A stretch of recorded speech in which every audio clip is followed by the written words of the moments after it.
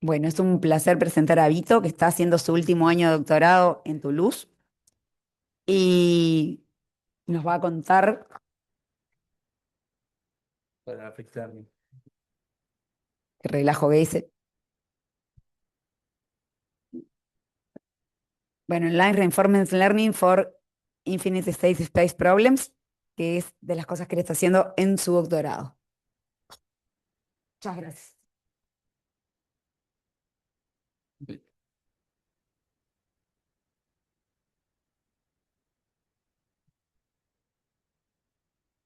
Bueno, voy a poner esto. Eh, bueno, para los que estuvieron en el CLAPEM, bueno, habrá una parte que ya habrán escuchado, pero bueno, agregué algo más para que se puedan llevar algo nuevo también. Este, y bueno, nada, gracias por la oportunidad de poder presentar acá. Y bueno, nada, es un gusto. Bueno, entonces, upa, ahí. Bueno, entonces voy a arrancar con una introducción a estos problemas de aprendizaje por refuerzo. Las traducciones a veces las voy a hacer mal, capaz que a veces las hago en inglés nomás. Eh, Voy a hacer una breve introducción. Después me voy a meter más en lo que significa que un algoritmo sea online y me voy a centrar voy a centrar la charla, mejor dicho, en un algoritmo en particular que se llama Q-Learning.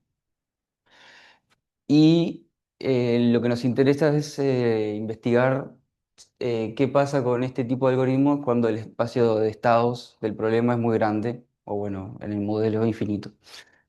Entonces ahí vamos a presentar un resultado en el cual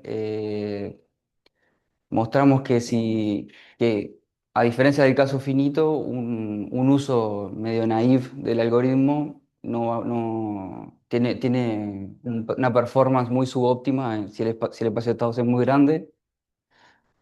Y bueno, después voy a ir un poco a ver cómo eso se puede arreglar y en el final, bueno, lo último que lo que es todavía trabajo, todavía en lo que estamos trabajando, para cerrar el cuento y decir, bueno, hay que hacer esto antes y una vez que tenés esto, ahí a partir de ahí sí, tú podés correr tu algoritmo y va a funcionar mejor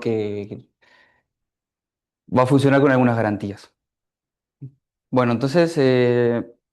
usualmente la gente acá pone muchos ejemplos. Yo soy muy malo para los ejemplos, pero voy a contar y creo que ustedes se van a poder imaginar. Creo que es bastante, bastante flexible el framework de los procesos de decisión de Markov, en los cuales, bueno, como las cadenas de Markov, hay un espacio de estados, pero en vez de solo haber transiciones, las transiciones dependen de la acción que hayas elegido en ese estado. Entonces, para cada acción hay diferentes transiciones. Y además, bueno, o sea, lo que interesa en este tipo de problemas es minimizar o maximizar alguna función que tiene que ver con el costo de tomar esa acción en ese estado. ¿Sí? Entonces, bueno, hasta acá, ahora voy a explicar la diferencia con qué es aprendizaje por refuerzo, pero hasta acá entrarían juegos de cartas, juegos de mesa, no sé, problemas de colas, sí, esa es la traducción en español. Y no sé, un montón de problemas donde un agente tiene que tomar decisiones y va evolucionando en el tiempo. Esas decisiones le implican un costo y de alguna manera tiene que controlar que ese costo no sea óptimo, o sea, por lo menos cerca de ser óptimo. Bien, entonces, una política es simplemente una forma de elegir acciones en cada estado. Entonces, en cada estado asigno una probabilidad al conjunto de acciones. Siempre vamos a pensar que el conjunto de acciones es finito, que es típicamente el caso. Los ejemplos con acciones infinitas la teoría funciona mucho peor en esos casos. Pero a nosotros lo que nos va a importar es que el conjunto de estados es grande, pero el conjunto de acciones es finito. Entonces, una vez que fijas una política y elegís tus acciones en función de esa política, lo que definís, el proceso que se termina definiendo por ese mecanismo, es una cadena de Markov. Este, bien, entonces también voy a hablar solamente del problema de lo que se llama el problema, el problema de descontado en esperanza, que consiste en encontrar una política que minimice la suma de los costos que vas viendo, ponderado por un cierto parámetro gamma, o sea que cada vez importa menos los costos que ves muy en el futuro. Bueno, típicamente, o sea, al final de la charla voy a hablar sobre otro problema, pero por ahora voy a pensar en este. Eh, bien. Bueno, resulta que no importa si el espacio es infinito o finito, hay una política óptima, que de hecho acá estoy poniendo probabilista, o sea que solo asigno probabilidades a las acciones, pero en realidad la solución bajo hipótesis mínimas es determinística, o sea que a cada estado le corresponde una acción y eso es óptimo. Y el J estrella, el J pi estrella, es para todos los pis, digamos, para cualquier otra política que Sí, tengas. sí, sí, sí, sí, sí. Bien, entonces quiero ir un poquito a cómo se resuelve esto. Esto es todo proceso de decisión markoviano. ¿Por qué? Porque hasta ahora eh, asumo que conozco las transiciones y cuál es el costo y etcétera. Pero bueno, entonces, en este contexto teórico, cómo se construye una solución? Entonces, el truco, en vez de mirar J, donde miro el costo, dado que empiezo en un cierto estado de C0, voy a poner como acción inicial también una cierta acción inicial, y eso es la Q. O sea, es el costo discontado en esperanza, dado que empiezo en S y tomo primera acción A. Eso es esa función en SA. Entonces, si miran, eh, si hacen un paso, si quieren un paso y quieren mirar esta función, lo que les va a quedar esencialmente es, bueno, el costo asociado a ese paso más va a salir un gamma y el costo que queda a partir de ese otro paso a donde llegaste. O sea, y como es en esperanza, es el promedio de eso en las transiciones, ¿sí? O sea, hacen un paso y lo que les queda es el costo asociado a partir de ese paso, pero multiplicado por gamma porque queda corrido por uno. Pero para la política óptima, además, esto no es una prueba, es solamente ¿por qué es cierta la ecuación que voy a presentar, que es la ecuación de Bellman, y cómo a partir de ahí se puede encontrar la política óptima? Eh, Además, para la política óptima, esta Q, si agarro esta Q y miro el mínimo en las acciones, recupero la que minimizaba. Porque si no, si hubiese un B que me da más chico, cambio la política que yo creía que era óptima por la que aplica esa acción y me va a dar algo más chico. Bien, entonces la ecuación para la Q de la política óptima satisface esa ecuación, que es la ecuación de Bellman. Pero entonces vemos el problema al revés. Miramos esta ecuación, probamos que tiene solución única y a partir de esa solución única construyo la política. ¿Sí? Entonces, esta es la ecuación de Bellman. Esto aparece, creo que en muchos, tiene otros nombres en otras áreas. Este, Ese es otro parámetro ahí. Gamma es un parámetro que fijas de antemano entre 0 y 1 Eh, Gamma N es otro decaimiento que lo ponen. Ah, no, gamma N. gamma a la n, claro, sí, sí, es claro, lo vas Los claro, puntos finales te van encontrando claro, cada vez menos. claro, eso. Cada vez le das. Ah, no, no, no, no. Hasta donde sé, eso no. Capaz que existe, pero podría ser, pero no. Usualmente acá lo que se. Otro tipo de costos son. Otro tipo de funcional de esto es gamma igual uno, que es el total, el costo total. Pero bueno, usualmente cuando el espacio es muy grande, eso va a explotar. Este, entonces se usa también este descontado y después voy a contar otro. Bien, entonces al revés.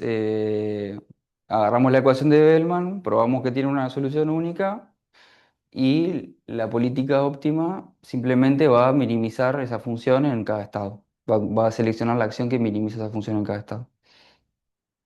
Bien.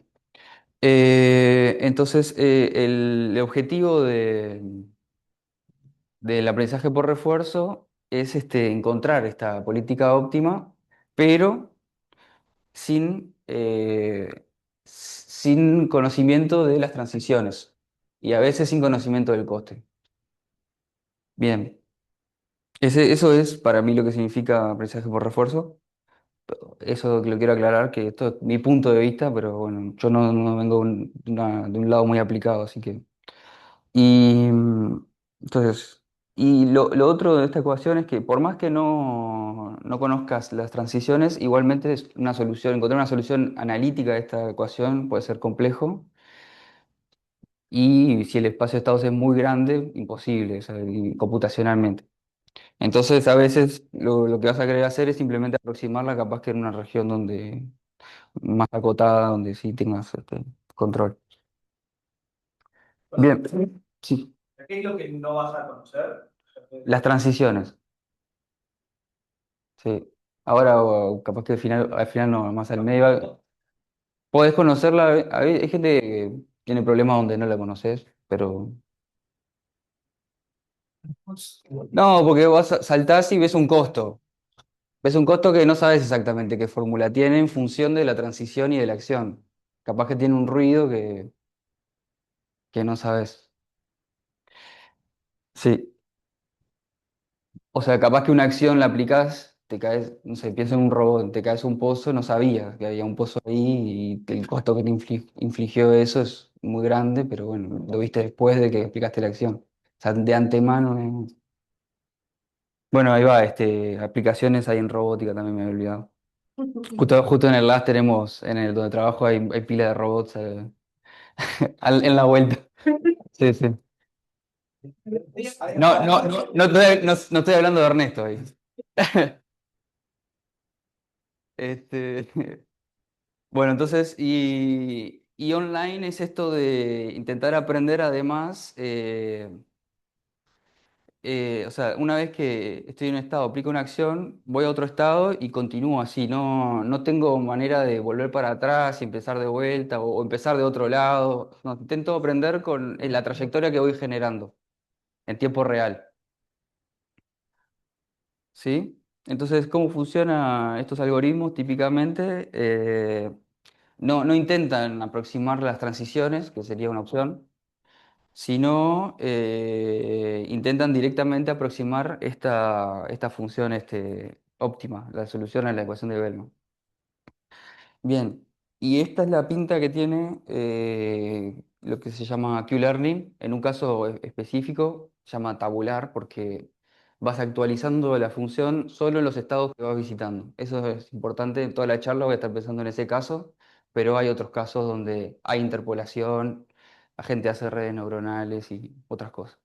Pero yo voy a estar pensando en este caso y fíjense que es bastante parecida a la ecuación de Bellman. Está el costo y después está el mínimo. O sea, la actualización depende de lo que estaba antes más lo que viste el costo ponderado por un step size, más, bueno, el mínimo de tu estimación en el estado del que transicionaste en las acciones.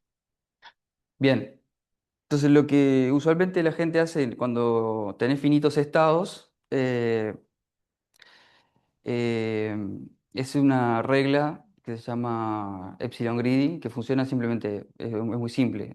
Tenés tu estimación, con una cierta probabilidad minimizás y aplicás la acción que minimiza tu estimación en ese estado, y si no, elegís una acción al azar.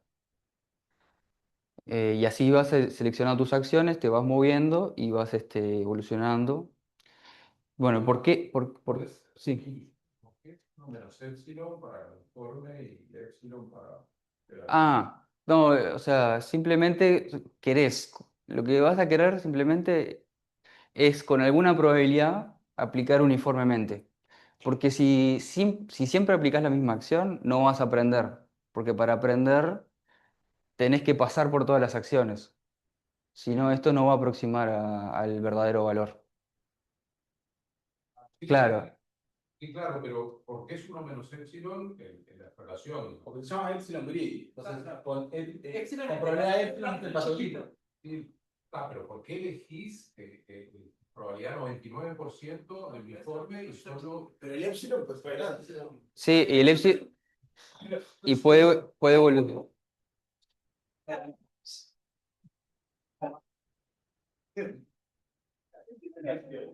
Sí, en la práctica.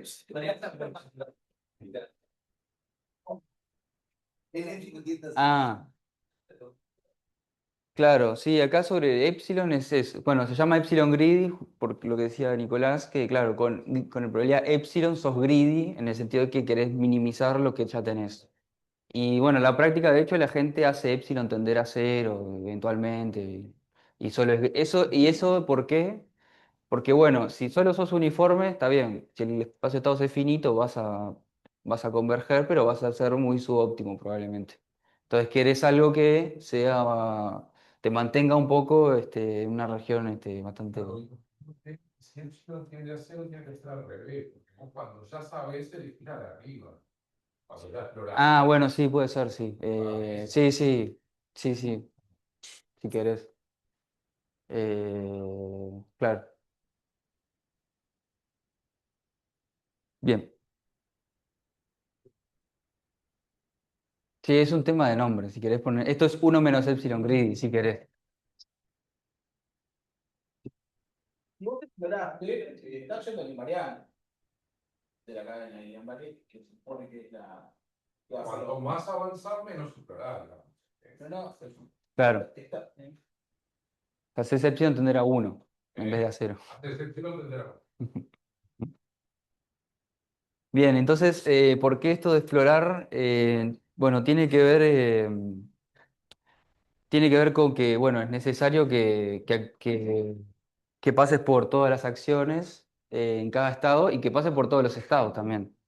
Entonces tiene que haber una parte exploratoria, eh, pero, y bueno, con un esquema de este estilo, se puede ver que si el espacio de estados es finito, eh, bueno, esencialmente se satisfacen en unas condiciones llamadas de Robes-Monroe, que voy a ir después a eso, pero esencialmente quieren decir que visitaste suficientemente todos los estados y acciones, y entonces el algoritmo converge a la función óptima, ¿sí? Pero bueno, entonces lo que empezamos preguntándonos es, bueno, la gente obviamente usa este tipo de esquemas cuando el espacio de estados es cualquier cosa. Y bueno, queríamos entender un poco cuál era la formalidad de eso y bueno, eso, o sea, claramente si el espacio es infinito, capaz que este jueguito, obviamente que si siempre haces algo uniforme, bueno, es medio claro que te vas probablemente, si no, sí, sí, o sea, el converge es este algoritmo. sí, O sea, porque en el teorema no aparece Epsilon. O sea, es para cualquier para Epsilon. cualquier epsilon. ¿Eh? La velocidad de convergencia. Claro, sí, sí, sí, sí. Eso a mí no soy experto en. Pero la gente mira la resta y mira cómo converge. Los convergence rates. Sí. Pero bueno, eso en un caso infinito. Pero sí, sí, eso es para cualquier epsilon y. Bueno. Hay algunas condiciones de irreducibilidad que no estoy diciendo, pero solamente digo que si que aplicando cualquier tipo de acción llegas a cualquier otro lado, para no tener algo Están muy singular. dos parámetros. O sea, tenés los alfa n, el step size y el epsilon. Sí, Y en los dos realidad están están fijos. usando el límite en n. Sí. O sea, este día ahí que un juego de O sea, con gamma cambia la Q. Es otra solución si cambias el gamma. O sea, gamma está fijo y epsilon también. Ahora voy a ir a la prueba, así que podemos mirar ahí. Capaz que voy más rápido entonces. Eh, No, depende, digamos. Los de gama sí. Uno depende de epsilon. no, Q estrella no. No, el epsilon solo aparece en el algoritmo. Solo lo único que te asegura es que visitas todas las acciones. Si siempre duplicaras la misma acción, capaz que recorres todo el espacio de estado, pero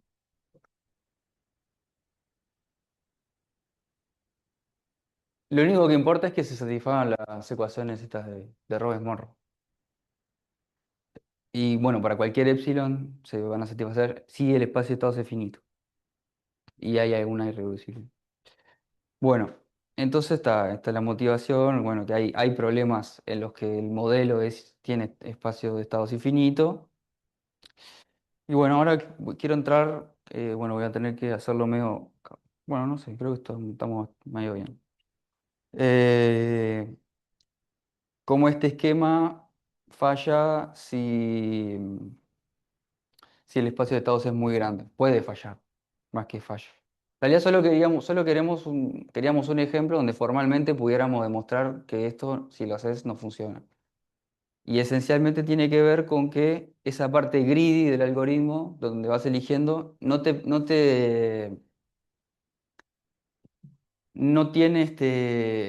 promueve estabilidad. O sea, no le alcanza para traer tu proceso a una zona acotada, ¿no? Eso es lo que va a pasar al final. Pero bueno, voy a presentar un poco el modelo en el que trabajamos para probar esto más formalmente. Y bueno, es un modelo de colas, pero en tiempo discreto. O sea, realmente los modelos de colas son todos en tiempo continuo, pero se puede discretizar fácilmente. Y hay dos colas y el agente tiene dos acciones que tienen que ver con, bueno, llega un trabajo, ¿a qué cola lo asigno? Con una probabilidad, con una acción, perdón, lo estoy diciendo mal. Llega un trabajo con probabilidad P rojo, lo asigno a la cola uno. Con probabilidad P verde lo asigno a la cola uno si elijo la acción verde. O sea, es lo único que va a determinar. No importa esencialmente, pero es solo para que se entienda cómo funcionan las acciones. O sea, hay dos acciones y caracterizadas por esa probabilidad de mandar el trabajo a la primera cola. Bueno, el costo va a ser uno si entró efectivamente un trabajo y menos uno si no. Y menos uno si se fue de un trabajo. Bien, entonces esto cómo se ve estos, bueno, los estados son los pares de números de enteros no negativos y ahí lo que estoy dibujando son las probabilidades, ¿no? La probabilidad de que aumente la cola uno, la cola 2 o disminuya y así. Y eso, lo que es importante acá, que voy a suponer, es cierta homogeneidad, que es desconocida para la gente. O sea, la gente no tiene conocimiento o sea, lo que suponemos en el fondo es que la gente va a alargar Q-learning porque no sabe nada de las transiciones y va a intentar que eso converja en este ejemplo. ¿Tá? Claro, estas son las probabilidades de transición. Sí, se mueven, no hay sal. Podrían haber sal, podría ser un poco más general, solo quiero presentarlo así, pero lo importante sí es que haya cierta homogeneidad, que sea homogéneo en el interior, cuando las dos colas tienen trabajos, los saltos sean iguales siempre. Y lo otro importante para fijar ideas es que, bueno, si la acción roja en realidad es inestable en el sentido de que si la aplico siempre, la trayectoria que genera es transiente, o sea, se va a infinito. Mientras que si siempre aplico la acción verde, este, lo que obtengo es una cadena de marco positiva recurrente, ¿sí? Pero bueno, acá no quiere decir que verde sea lo óptimo, porque ahí depende de cómo es la estructura de coste. Bueno, para este coste probablemente, pero capaz que hay costos muy altos en una zona acotada, entonces no te conviene estar tanto ahí capaz, te conviene salir un poquito y después volver. ¿Se entiende? O sea, podría haber una relación no obvia entre el... Sí, sí, sí, sí, sí, No, porque si vos tuvieras costos crecientes en sí, dirección sí. igual X, deberías ir para ahí. Al revés, como es costo, no ir para ahí. Pero si fuese reward, sí. Sí, sí, sí, sí. Así, cuando tengo ese infinito. Sí, no, es importante para que funcione lo que hicimos que el costo sea también medio homogéneo, que no dependa del estado, ¿eh? Más que acotado, que no dependa del estado en el que estás. Y acotado, sí, si quieres. Claro, si vos tuvieras el infinito, costos decrecientes e infinito, te convendría irte para allá, no sé qué política. Sí, sí, sí, claro. No, no, no. Sí, sí, tal cual. No, asumimos que el problema tiene que es el caso, o sea, la política óptima es estable. Sí, sí, pero podrías hacer un ejemplo donde no. Bien, bueno, entonces veníamos trabajando teníamos estos modelos como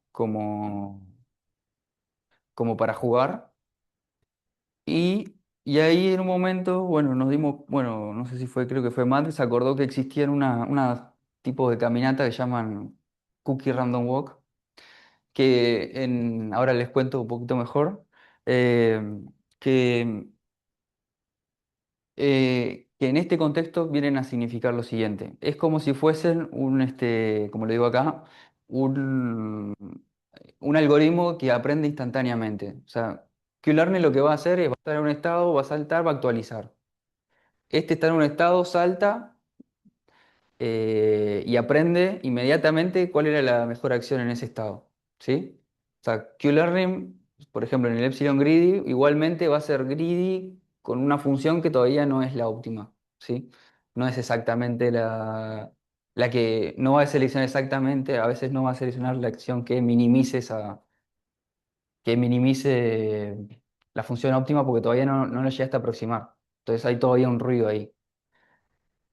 Em, Bien, entonces, y lo otro que como nuestro agente empieza Q-Learning con una aproximación Q0 de la estimación que es cualquier cosa. Entonces, lo que vendría a ser acá es, bueno, este agente empieza siempre con la acción equivocada, la roja, y inmediatamente aprende que en ese estado la mejor acción era la verde, y así.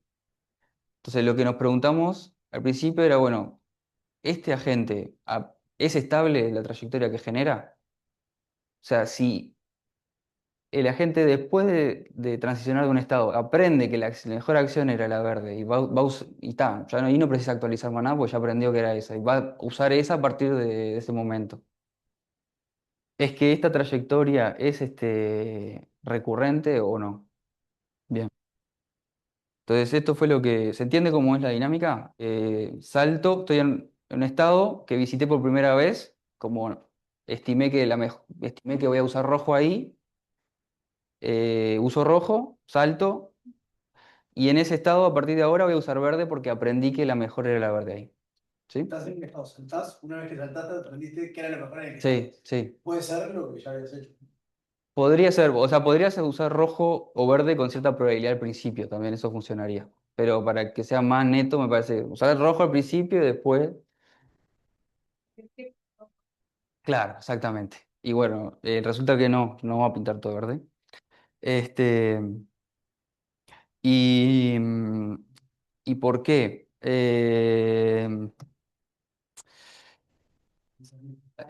Al principio, en realidad, lo que queríamos hacer acá era algún argumento del estilo, bueno, esto es mejor que Q-Learning, entonces si esto falla, Q-Learning falla también.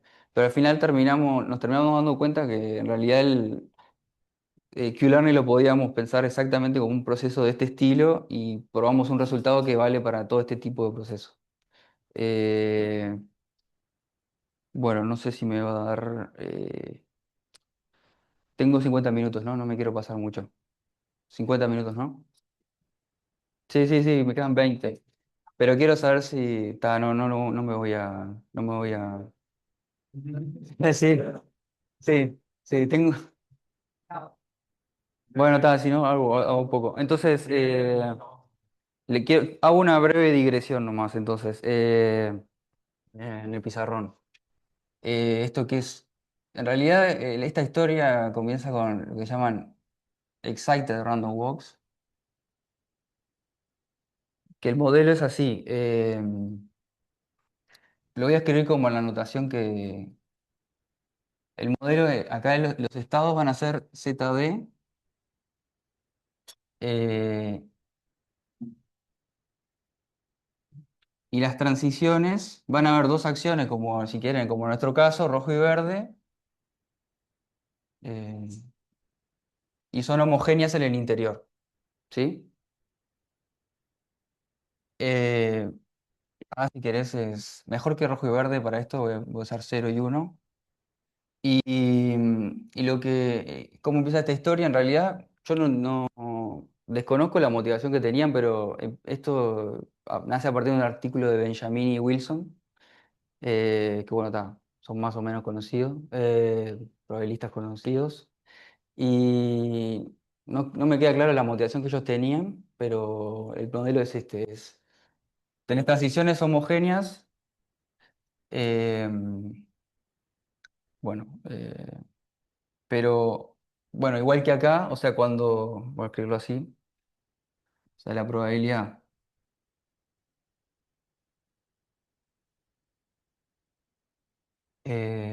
si quieren, en función del número de visitas a X, ah,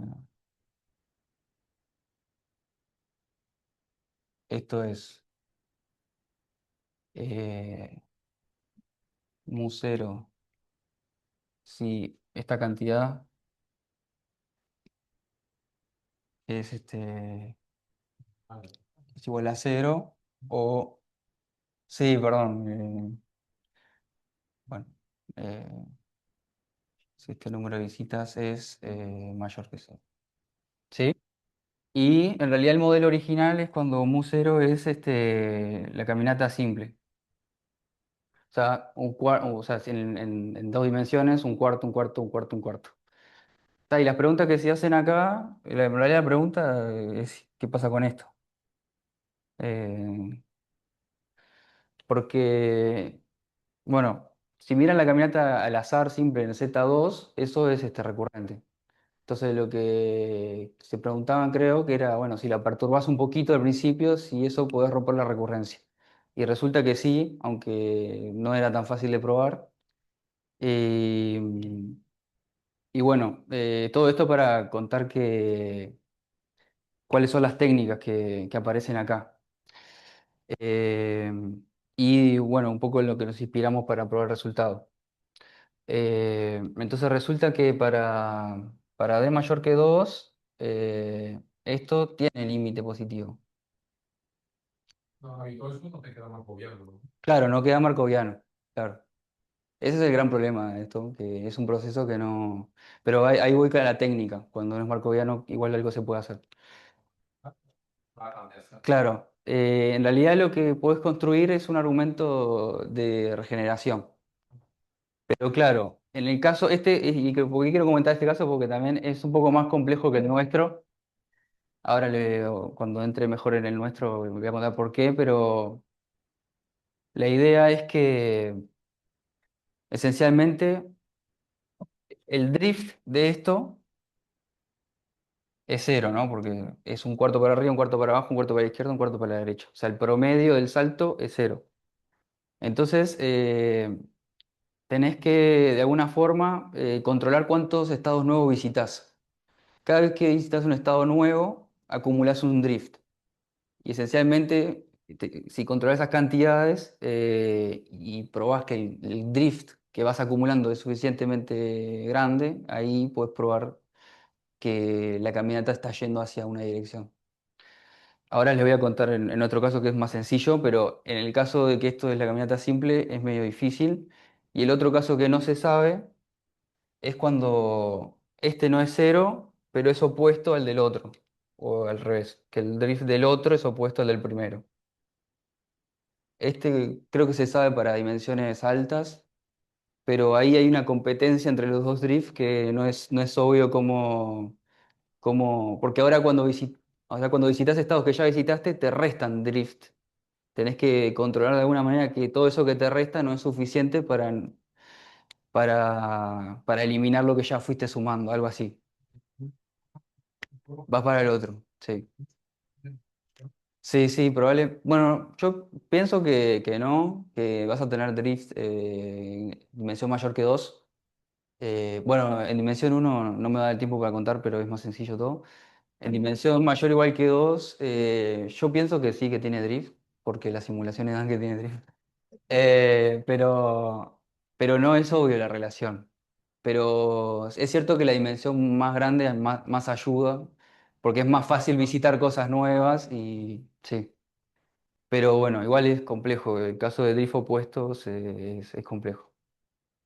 Bueno, voy a seguir un poquito con esto, pero creo que fui introduciendo varias ideas.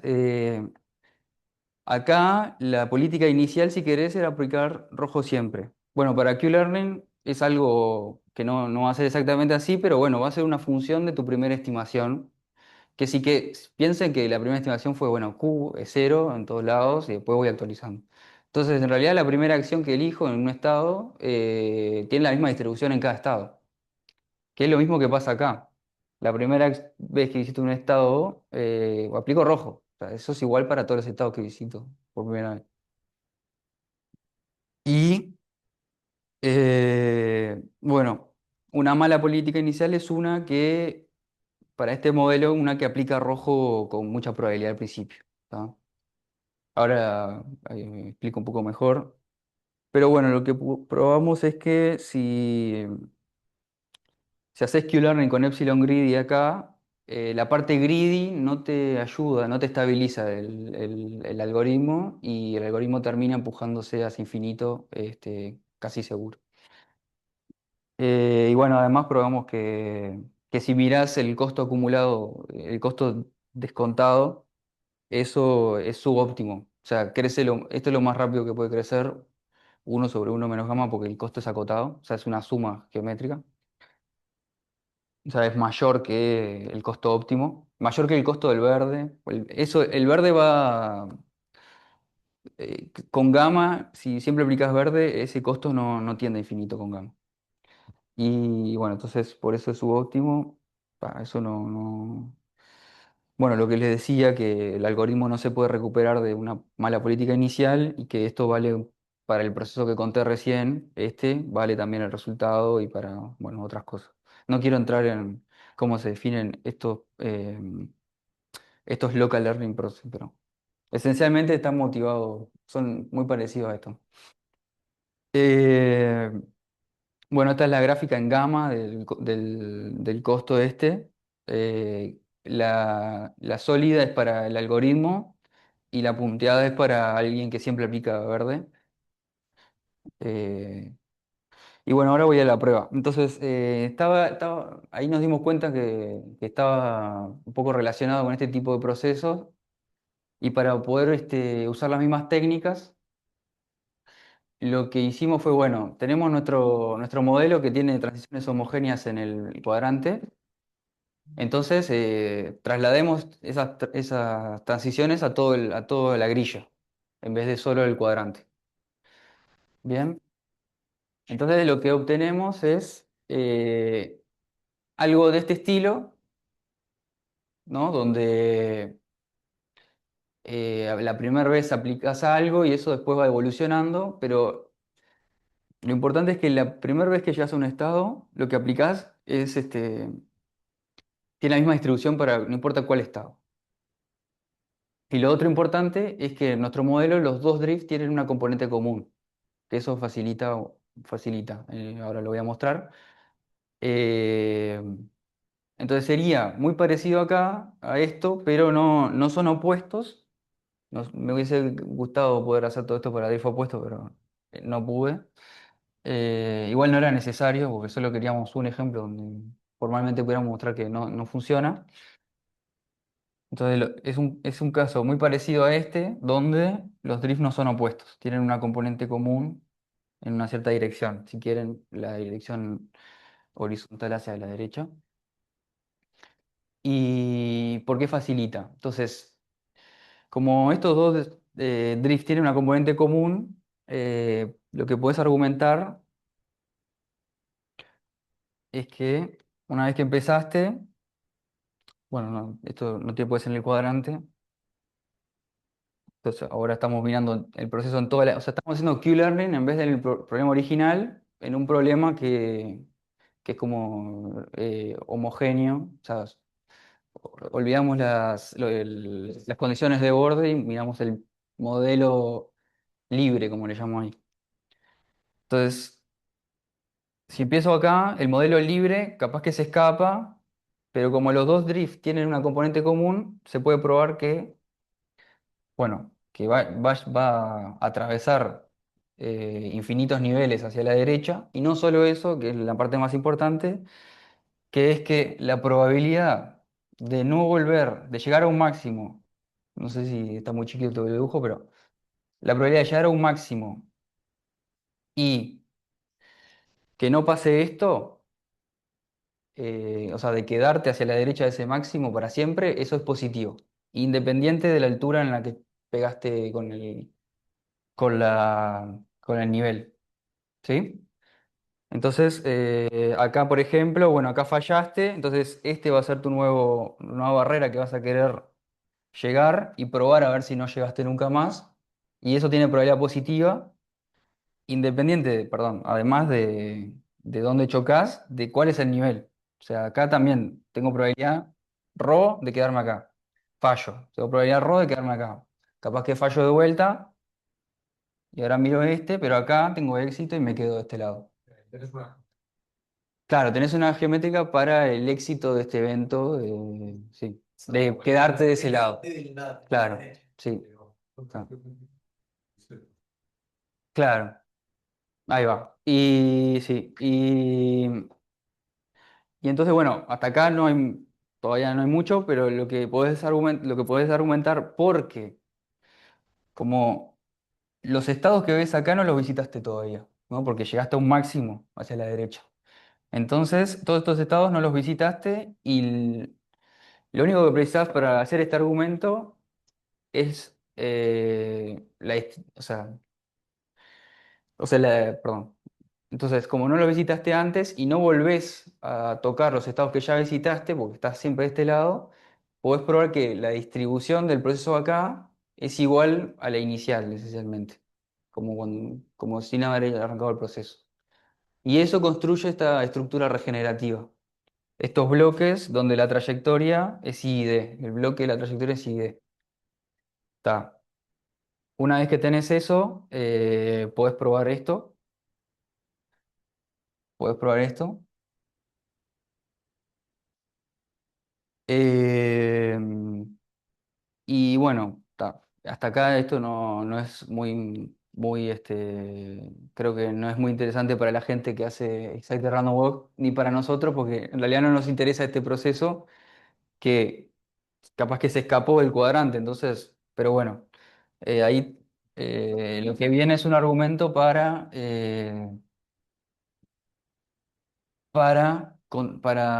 recuperar este comportamiento para el proceso original. Y para eso, este comportamiento transiente para el proceso original. Y para eso tuvimos que, o no se nos ocurrió, caracterizar el drift bueno, acá es ISL, en términos de cuántas veces aplicás la política roja, el rate, que es esa cantidad alfa. Entonces, lo que nos, lo que nos, lo que teníamos ganas de decir era que este drift final para el proceso libre capaz que choca acá, no sé qué, pero eventualmente es así, en una dirección que vive en el cuadrante positivo. Entonces, para argumentar que ese es el caso, escribimos este drift final en función de cuántas veces, en función del rate de aplicar la política roja y la probabilidad de aplicar la política roja en un estado nuevo, que para el caso de la cookie site random walk es uno, pero para Q-learning capaz que no es uno exactamente, es otra cosa. Pero bueno, están ahí jugando con los parámetros del modelo, podés probar que si tu política es mala, o sea, si aplicaste la política roja con una probabilidad muy alta al principio, este drift final sí vive en el cuadrante positivo.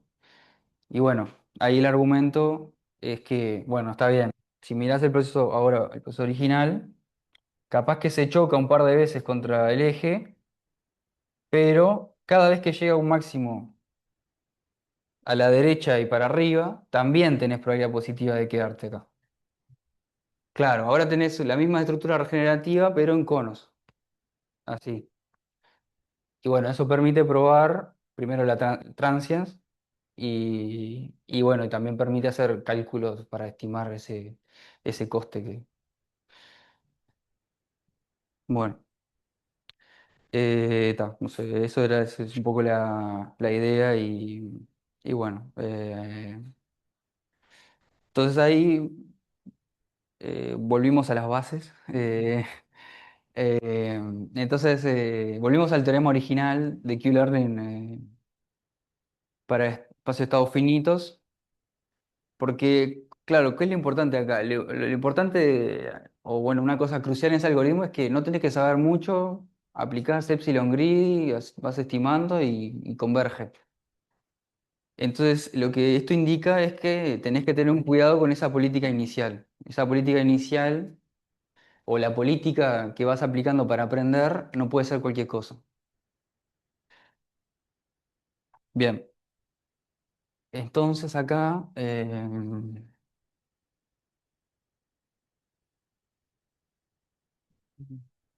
a borrar porque capaz que escribo algo.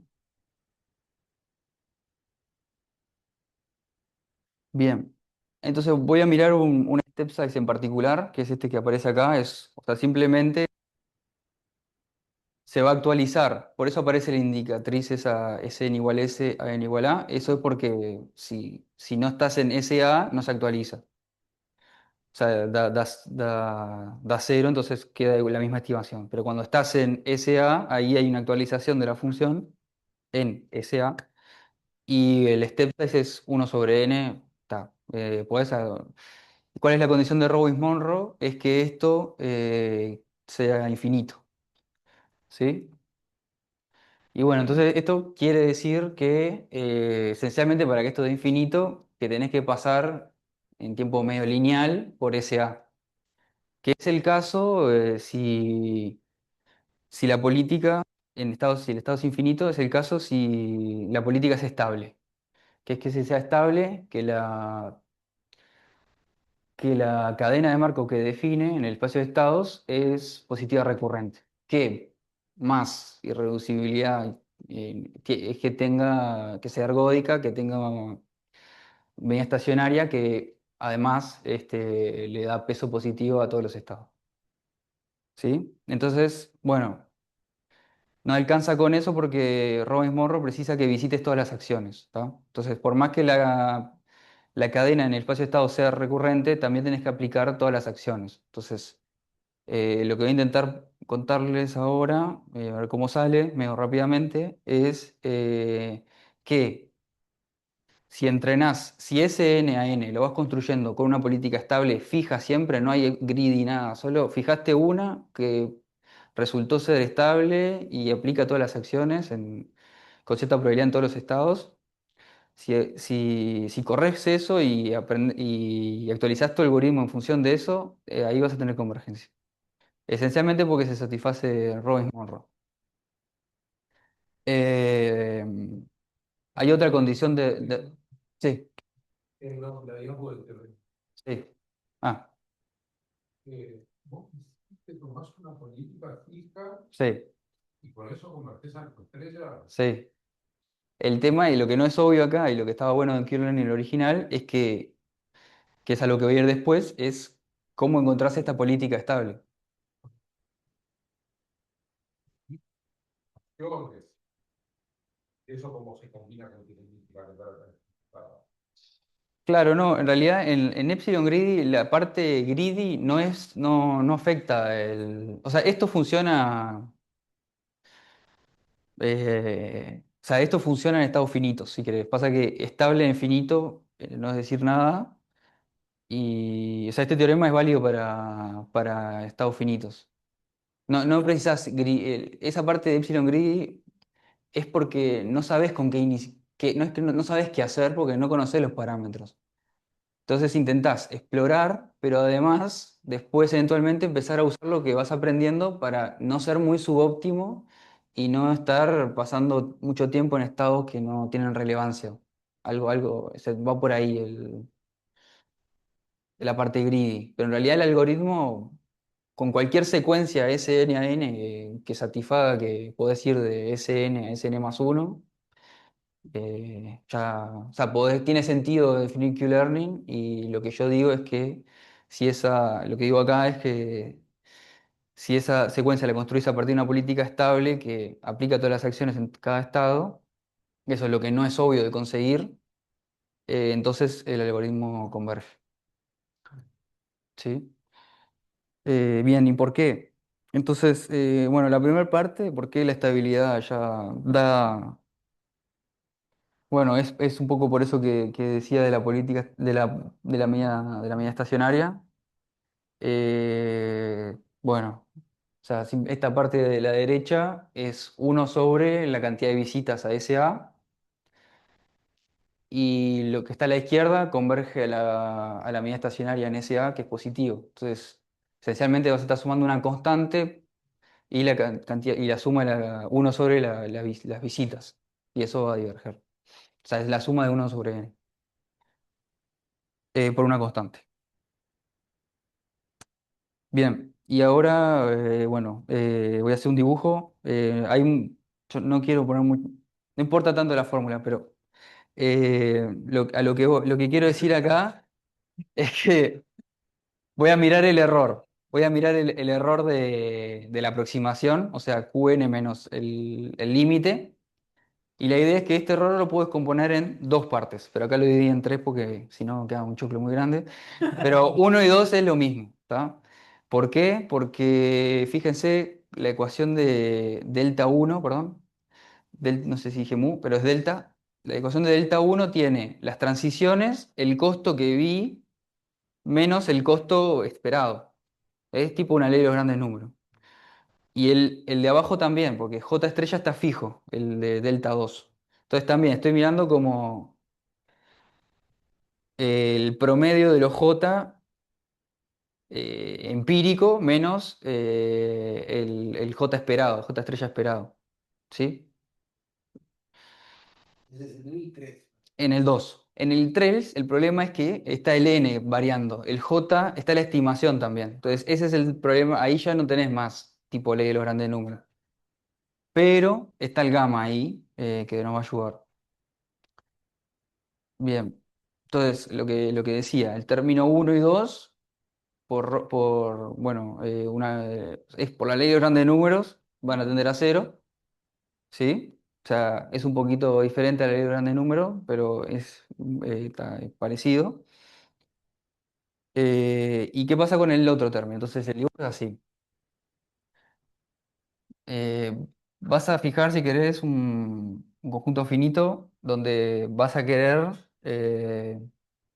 mirar esta diferencia solo en ese conjunto, ¿no? K0. Quiero ver si esto tiende a cero. Pues es puntual la convergencia, así que voy a fijar uno finito acá. Y lo que voy a mirar es K1, que es hasta dónde puedo llegar a partir de los estados que estoy de K0. Ese es K1. O sea, si estoy acá, no me puedo ir hasta acá. O sea, porque si no, este estado estaría en K1. ¿Sí?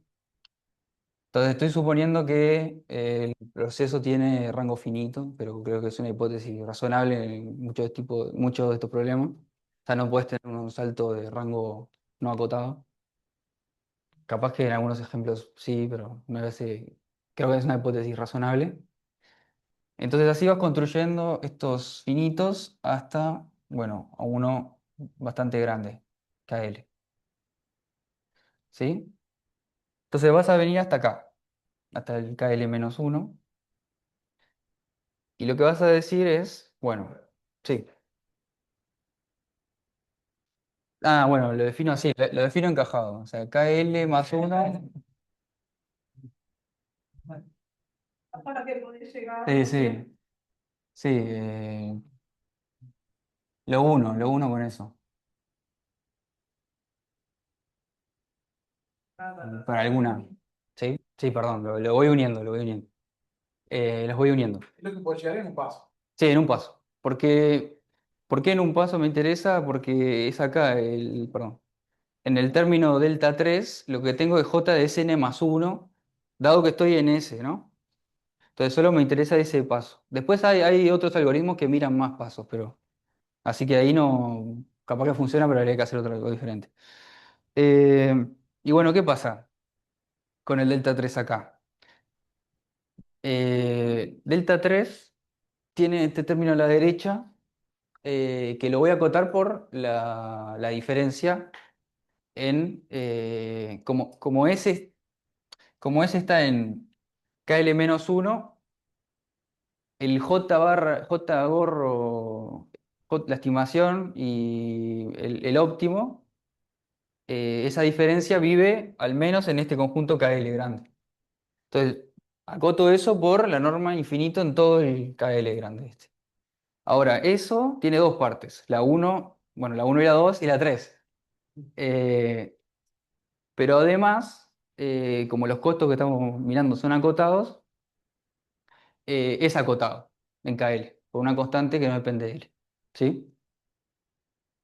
Bien, entonces la recurrencia que te queda para delta 3 es de esta forma, o sea, esta desigualdad de recurrencia, y eso permite probar que, bueno, en algún momento esto queda por abajo de aquella cota, ¿sí? Esta sucesión. Pero bueno, ahora, si el delta 1 y el delta 2 son menores que epsilon, la cota para esto me queda epsilon más esto, porque esto lo coto por la norma de las 3. Pero ahora, ¿el jueguito cuál es? Ahora esto lo voy a meter acá, pero voy a hacer eso para ese que está en L-2. Entonces miro ahora ese en L-2, puedo llegar hasta acá, y ahí ya tengo una cota que es un poquito mejor que la que tenía al principio, que era solo C. Ahora tengo epsilon más gamma C. Entonces eso lo voy a enchufar acá. Y ahora voy a esperar a que esto en L-2 sea menor que este. Y entonces este me queda epsilon más esto. ¿Sí? ¿Se entiende? El jueguito es ese. Y bueno, funciona en el caso finito, aunque no era la prueba original, pero andaba ahí. Así que lo importante es que, como se satisface Robin Monroe, puedo hacer que el delta 1 y el delta 2 sean tan chiquitos como quiero en un conjunto finito, y después argumento así para el término delta 3. Pero la moraleja es que esencialmente el problema discontado es un problema finito, porque el gamma te mata todo, o sea, la importancia que tienen estos estados muy lejos para los estados que están acá es muy chica, la puedo hacer tan chica como quiero. Entonces, bueno, eventualmente puedo conseguir, si me fijo un umbral acá, puedo conseguir un L de tal manera que todo me quede menor que ese umbral. Así que bueno, eso nos dimos cuenta después, que el problema discontado en realidad es esencialmente un problema finito, pero bueno, igualmente lo que no es obvio es cómo conseguir esta política estable para iniciar el algoritmo.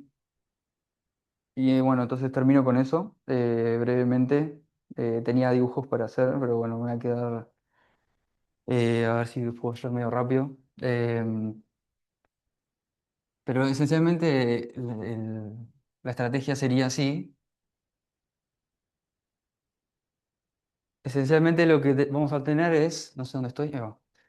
Voy a tener una bolsa de políticas y voy a tener una manera de seleccionar esas políticas inicial. Entonces voy a elegir una política de acá, la primera, y bueno, o sea, no tengo que explorar un poco con eso y ver qué pasa. Entonces la selecciono también un tiempo inicial y construyo, o sea, avanzo ese tiempo con respecto a esta política. Y ahí la idea es entonces actualizar la forma de elegir la política. La forma de elegir la política, sí. Y seguir así. Entonces, por épocas, eh, en- por épocas voy avanzando de esta forma. Elijo una política, elijo un tiempo, construyo toda la sucesión, miro qué pasa y a partir de eso actualizo la forma de elegir la política. Entonces, lo que nos preguntamos es, bueno, ¿qué condiciones preciso para que esta sucesión que voy construyendo de esta manera satisfaga la condición de Robin-Monroe, que es lo único que precisamos para que en realidad no precisaba, o sea, con esto ya converge. Sí, sí, sí, sí. ¿Cuál otra es la de que... Ah, pero como es uno sobre n, para este step size preciso, queda. Claro, ahí ya queda, por eso no hablé de eso. Sí, si usás otros, ahí tenés que tener cuidado con ese otro. Pero no, como acá puse uno sobre n, está. Eh, bueno, ¿por qué o sea, qué problemas pueden aparecer acá? Es que si los t los voy eligiendo acotados, lo que puede pasar es que no me alcance para ver, o sea, que hay un problema de que la estabilidad capaz que no la veo localmente. Entonces, para ver que algo es estable, realmente tengo que esperar a que, por ejemplo, en un problema así, el proceso llegue hasta cero, ¿sí? No veo localmente, si estoy acá, que esto sea estable, ¿no? Porque se está yendo como en esta dirección. Pero por más que en el final, si lo corro mucho tiempo, sí me dé algo estable, ¿sí? O sea, acá esto va a seguir y capaz que hace así o sigue un poco más y a partir de acá empieza a ser así. Hay problemas de este estilo de colas. De hecho, la política verde que estaba en el otro ejemplo es de esta forma. O sea, no da apariencia de estabilidad hasta que baja una cola a cero y a partir de ahí sí es muy rápido como procesa los trabajos y me manda todo a cero. Bueno, esto tiene que ver con el límite fluido, estas cosas, y no quiero entrar en eso, pero no sé si lo puse, creo que no, pero entonces lo que estamos investigando a ver si funciona es correr este tiempo TM en función de o sea, TM, correrlo en función de un múltiplo por el estado en el que estás. O sea, si estás en X de TM, miro esta longitud y corro todo este tiempo. Está bueno, ahí el problema es que cuando aplicás las políticas malas, corres un montón de tiempo una política que es muy mala. Entonces, bueno, es lo que estamos intentando arreglar. Y lo que no parece tener tanta relevancia es cómo elegís. O sea, lo importante es que elijas políticas estables lo suficientemente rápido. Bueno, pero, pero bueno, no me da el tiempo para explicar mucho más. Así que lo último que quiero decir es que para el average cost bueno, no sabemos si este algoritmo converge. El average cost es simplemente mirar el costo promedio. Y bueno, y si esto tiene, por ejemplo, si hay un resultado parecido al que mostré hace poquito para este, o no. Bueno, eso todavía no tenemos, yo no tengo ni idea. Así que bueno, nada, es eso. Bueno, gracias.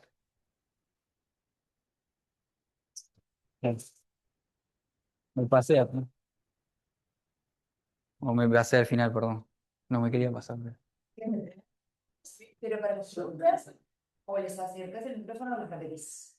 Y preguntar en el Zoom se tienen preguntas. Bien. Se escucha. ¿Tienen preguntas en el Zoom?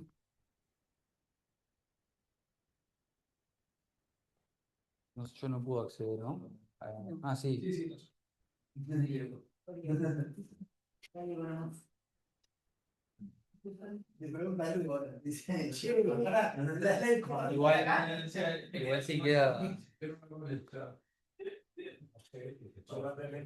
Mario, Mario fa, ¿no? Después, capaz. Chao. Me tengo que ir. Aplica por ahora, listo. No, era el anterior. No. Ay. No, pero Ya lo pregunté. ya lo subí, era así. ¿Dónde? Mira. Pero como. Hay que sacarlo. O sea, no me aparece la barrita. Es Solo por Diego, no. No, igual. No, era eso. sí, solo por Diego pregunta mamá. A ver, ¿tienes un catálogo Zoom? No, yo quería decir una cosa, es un comentario.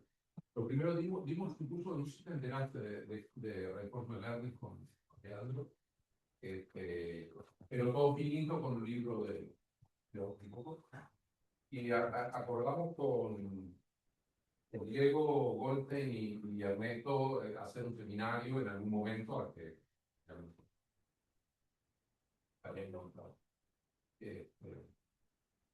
y para cadenas infinitas, igual la política óptima es puntual, y es clave para Sí.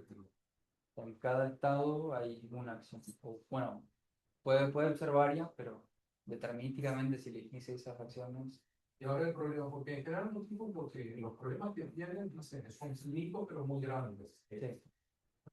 Como uno diría, finito pero acotado. La teoría teóricamente funciona, pero claro, debe tener una cantidad de problemas. ¿Cómo se combina esto que ustedes están estudiando con los problemas finitos muy grandes? En donde la teoría probablemente funciona, pero en la práctica no. Sí, bueno, un poco lo que dice el resultado es que es muy subóptimo cómo aprende Q-Learning. El espacio de estados es finito pero grande, con epsilon gradient. O sea que si no haces algo, o sea, te puede pasar de que te vayas a una región, los costos ahí sean relevantes, ¿no? No tenés tanto costo, pero tampoco mucho como para decirte que ahí no tenés que ir. Y pasar mucho tiempo ahí y juntando costos que no es relevante para el problema. Después Ernesto hace una cosa de cómo ir a ciertos lugares donde el costo es más relevante, que te permite, bueno, Pero lo que hace él es en tiempo continuo, ¿no? sí, bueno, los modelos en el límite, ¿no? No sé bien exactamente lo que él hace, pero... ¿Eh? Octubre, ya, pues, Sí. Sí, pero es mirado también. Claro. Sí.